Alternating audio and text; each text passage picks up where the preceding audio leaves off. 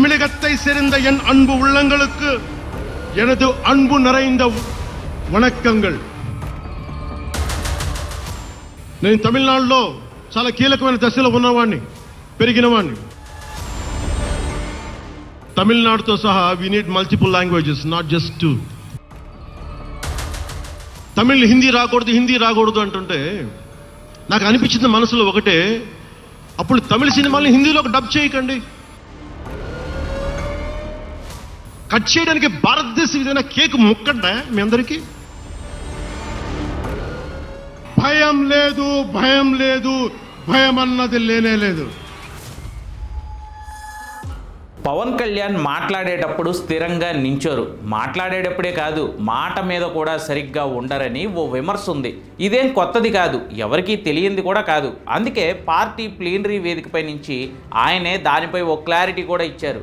అత్యంత తెలివిగా, ఒడుపుగా ఆయన ఇచ్చిన సమాధానాన్ని ఎంతమంది అంగీకరిస్తారన్నది తర్వాత విషయం. కానీ జయకేతనం వేదికపై నుంచి ఆయన చేసిన కొన్ని కామెంట్లపై మాత్రం చర్చ నడుస్తోంది. మాపై హిందీ పెత్తనం ఏంటని తమిళనాడు కేంద్రాన్ని ప్రశ్నిస్తున్న వేళ హిందీ ఉంటే తప్పేంటని పవన్ కళ్యాణ్ ప్రశ్నించారు. దేశాన్ని ముక్కలు చేస్తారా? బహుభాషలుంటే తప్పేంటి? తమిళ సినిమాలు హిందీలో ఎందుకు రిలీజ్ చేస్తున్నారు వంటి వ్యాఖ్యలు ఉన్నాయి ఆయన కామెంట్స్లో. ఈ కామెంట్లకు తగిన వివరణలు ఆయన ప్రసంగంలో కూడా ఉన్నాయి. కానీ ఇప్పుడు వినిపిస్తున్న ఒకే ఒక్క ప్రశ్న, బ్రో ఎందుకు వాళ్ళని అనవసరంగా కెలకడం అని. అచ్చమిల్లై అచ్చమెన్బదిల్లయే ఇచ్చహత్ ఉళ్ళురెల్లాం ఎదుర్తు నిండ్రి పోదినం. అచ్చమిల్లై అచ్చమెన్బదిల్లయే. భయం లేదు, భయం అన్నది లేనే లేదు. చేగువేరా నుంచి సనాతనిగా మారిపోవడం, దక్షిణాదిపై వివక్షతను ప్రశ్నించడం పోయి అఖండ భారత్ గురించి ఆలోచించడం, బీజేపీ తెలుగుదేశం వ్యతిరేకత పోయి వారితో కలిసిపోవడం, ఇవన్నీ నేను మాట్లాడుతోంది మాత్రమే కాదు, చాలామంది ప్రశ్నిస్తున్నది. ఆ విషయంపై పవన్ కళ్యాణ్ స్వయంగా నిన్న వివరణ కూడా ఇచ్చుకున్నారు. అది కొంత కన్విన్సింగ్గానే ఉంది. కానీ ఈ తమిళ తంబీలను ప్రత్యేకంగా టార్గెట్ చేయడమే కొంచెం ఆలోచనల్లో పడేస్తోంది. పవన్ కళ్యాణ్ వంటి చరిష్మాటిక్ లీడర్తో తమిళ్ ఎంట్రీ ఇవ్వాలన్న బీజేపీ ఆలోచనలకు ఇది అడ్డంకి కాదా అన్న అనుమానాలు వస్తున్నాయి. భాషాభిమానం విషయంలో తమిళులని మించిన వారు లేనే లేరు. దీనిపై అక్కడ పార్టీలంటూ ఉండవు, అందరిది ఒకటే మాట. ఆ మాటల నుంచే ఎవరికి కావాల్సిన రాజకీయ లబ్ధి వాళ్ళు పొందుతారు. కానీ ఈ విషయంలో అందరి కామన్ పాయింట్ ఒకటే. అలాంటి విషయానికి వ్యతిరేకంగా మాట్లాడడం ద్వారా మిషన్ తమిళనాడు ఎలా సాధ్యమవుతుంది? ఉలహత్తై రచ్చిక్కుం కందసస్తి కవసం ఎనుం அருண்கோடை தந்த ஆன்மீக பூமியாம் தமிழகத்தை சேர்ந்த என் அன்பு உள்ளங்களுக்கு எனது அன்பு நிறைந்த వణకంగల్. బయటకు చెప్పడం లేదు కానీ బీజేపీ దక్షిణాయనానికి సేనాని, జనసేనాని అన్న మాట ఎప్పటి నుంచో వినిపిస్తున్నదే. పవన్ కళ్యాణ్ తరచుగా తమిళ్లో మాట్లాడుతూ ఉండడం, అక్కడి విషయాలను ప్రస్తావిస్తూ ఉండడం, అక్కడ యాత్రలు చేయడం, ఇవన్నీ అందులో భాగమేనని రాజకీయ వర్గాల్లో ఓ ఫీలర్ కూడా ఉంది.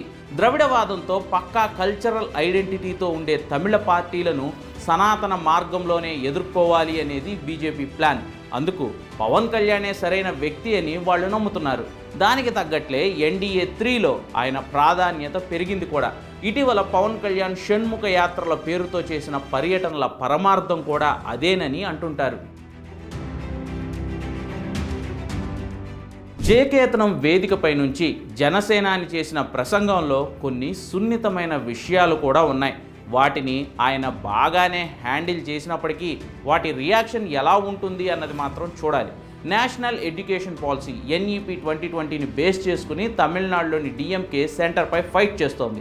త్రిభాషా సూత్రం పేరుతో హిందీని మాపై రుద్దడానికి ప్రయత్నం చేస్తోంది. దీనిని అంగీకరించేది లేదని తెగేసి చెప్తోంది. DMK NDAకు వ్యతిరేకంగా కాబట్టి దాన్ని కార్నర్ చేయడానికి పవన్ కళ్యాణ్ మాట్లాడారులే అనుకోవడానికి లేదు. ఎందుకంటే ఈ విషయంలో తమిళనాడులో పార్టీలే ఉండవు. అసలు తమిళుల యాంటీ హిందీ మూవ్మెంట్ చరిత్ర తెలియదా? అక్కడ పార్టీలకి అతీతంగా అందరూ దీన్ని వ్యతిరేకిస్తున్నారని తెలియదా? లేక తెలిసే ఎవరూ ధైర్యం చేయని టాపిక్ మీద తాను మాట్లాడగలను అని చెప్పడానికే పవన్ ఇలా చేశారేమో తెలియదు.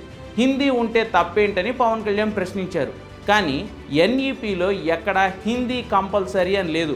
3 భాషలు ఉండాలని మాత్రమే చెప్పారు. అందులో 2 నేటివ్ భాషలు ఉండాలి అన్నారు. డిఎంకే హిందీని దొడ్డిదారిలో పెట్టడానికి ఇదొక మార్గం అని రాజకీయ స్టాండ్ తీసుకుంది. కానీ అసలు పాలసీలో లేని హిందీ ఉంటే తప్పేంటని ప్రశ్నించడం ఎందుకు? వాళ్ళు అవుట్ రైట్గా హిందీని వ్యతిరేకిస్తున్నప్పుడు అదే పాయింట్ మాట్లాడితే వాళ్ళు హర్ట్ అవుతారు కదా. పైగా తమిళ్ టాస్క్ కూడా ఇది ఇబ్బంది కదా. 1938లో 1965, 68 ఇలా పలు దఫాలుగా తమిళనాడులో హిందీ వ్యతిరేక ఉద్యమం నడిచింది. హిందీ అనే టాపిక్ వాళ్ళకి ఓ వైబ్రేషన్. ఇప్పుడు బీజేపీతో సన్నిహితంగా ఉంటున్న అన్నా డిఎంకే కూడా హిందీకి సపోర్ట్గా మాట్లాడదు. అలాంటిది పవన్ ఎందుకు మాట్లాడినట్లు? రెండు భాషలు ఒక్క భాషలా కాదు. భారతదేశానికి కావాల్సిందే తమిళనాడుతో సహా we need multiple languages, not just two. We need multiple languages to keep not just for the integrity of the country but also to understand each other, to share love with each other. అందుకనే బహుభాష భారతదేశానికి మంచిది. అప్పుడు దక్షిణాది integrity. ఇప్పుడు పవన్ కళ్యాణ్ 8 ఏళ్ల క్రితం దక్షిణాది stand తీసుకున్నారు. దక్షిణాది రాష్ట్రాల పన్నులపై ఉత్తరాది బతుకుతోందని ప్రశ్నించారు. దక్షిణాదిలో హిందీ ఉన్నప్పుడు ఉత్తరాదిలో సౌత్ లాంగ్వేజ్లను ఎందుకు ప్రమోట్ చేయడం లేదని ఆయనే ప్రశ్నించారు. ఇప్పుడు స్టాలిన్ అడుగుతోంది కూడా అదే. అయితే పవన్ కళ్యాణ్ అప్పట్లో హిందీని వ్యతిరేకించలేదు. సౌత్ లాంగ్వేజ్లకు హిందీతో సమానమైన ప్రాతినిధ్యం ఎందుకు దక్కడం లేదు అని ప్రశ్నించారు. అన్ని రాష్ట్రాలకు బహుభాషలు ఉండాలన్న ఉదాత్త ఆశయం ఆయనకు ఉండొచ్చు. కానీ తమిళనాడు ప్రభుత్వ విద్యా విధానంలో 50 ఏళ్లుగా 2 భాషలే ఉన్నాయి. దీనినే తమిళనాడు సమర్థించుకుంటోంది.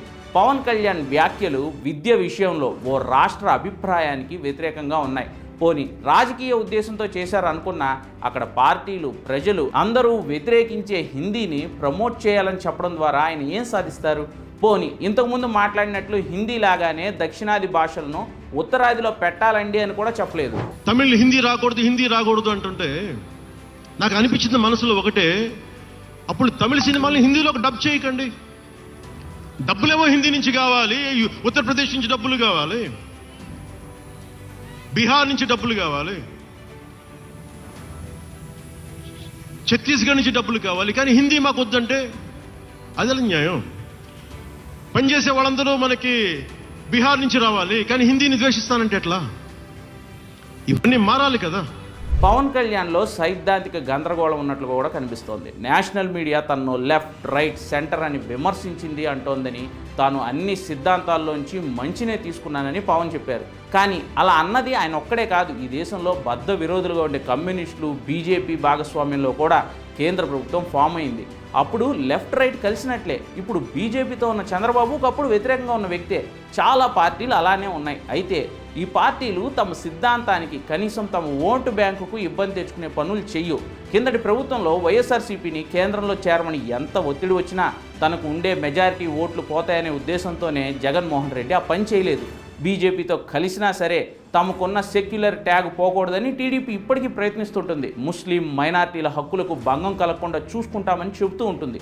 పొత్తులో ఉన్న చాలా పార్టీలు తమ ఐడెంటిటీని ఇలానే కాపాడుకుంటాయి. కానీ పవన్ కళ్యాణ్ మాత్రం పూర్తిగా బీజేపీ సిద్ధాంతాలకే అనుగుణంగా వెళ్తున్నట్లు కనిపిస్తోంది. పొత్తులో గౌరవించుకోవడం అనేది కావాల్సిందే, కానీ ఈ స్ట్రాంగ్ స్టాన్స్ అనేది ఆయనలోని స్థిరత్వాన్ని క్వశ్చన్ చేస్తూ ఉంటుంది. అంటే ప్రతి ఒక్కరికి కోపం వచ్చినప్పుడల్లా కట్ చేయడానికి భారతదేశం ఏదైనా కేక్ ముక్కండా మీ అందరికీ? కట్ చేయడానికి, భారతదేశ సమగ్రతని విధ్వంసం చేయడానికి ఒక్కడు ఉంటే నాలాంటి వాళ్ళు 10 కోట్ల మంది బయటకు వస్తారు. తస్మాత్ జాగ్రత్త.